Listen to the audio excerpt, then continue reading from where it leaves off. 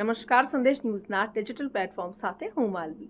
રાજ્યમાં ગરમીને લઈને હવામાન વિભાગ દ્વારા એલર્ટ જાહેર કરી દેવામાં આવ્યું છે. સિવિયર હીટવેવના કારણે આ રેડ એલર્ટ આપવામાં આવ્યું છે. આજે અમદાવાદ સહિત 9 જિલ્લાઓમાં રેડ એલર્ટ જાહેર કરી દેવામાં આવ્યું છે.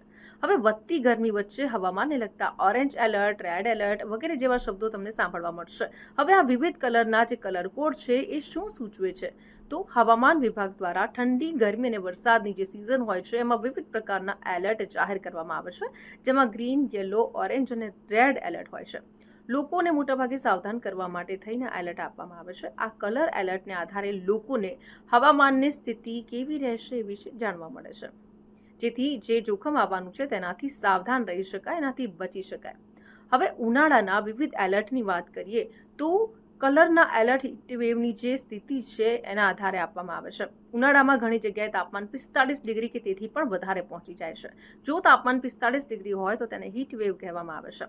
તેનાથી વધારે હોય તો તેને સિવિયર હીટવેવ કહેવામાં આવે છે. હવે યલો એલર્ટની વાત કરીએ તો પરિસ્થિતિ ઉનાળામાં ત્યારે આવે છે જ્યારે હીટવેવ 2 દિવસ માટે વિવિધ વિસ્તારોમાં રહે છે, તાપમાન કંટ્રોલમાં રહે છે. યલો એલર્ટ એટલે કે 41.1 થી 43 ડિગ્રી તાપમાન રહેવાની સંભાવના હોય. હીટવેવને અમુક લોકો સહન કરી લે છે, પરંતુ બાળકો, વૃદ્ધો કે જે બીમાર લોકો હોય છે એના માટે આ પ્રોબ્લેમ બની જાય છે. ઓરેન્જ એલર્ટની વાત કરીએ તો હવે સતર્ક થઈ જાઓ. ઓરેન્જ એલર્ટમાં 43 થી 45 ડિગ્રી તાપમાન રહેવાની સંભાવના હોય છે. આ પરિસ્થિતિ ક્યારે આવે છે? જ્યારે હીટવેવ 2 દિવસથી વધારે ચાલે છે.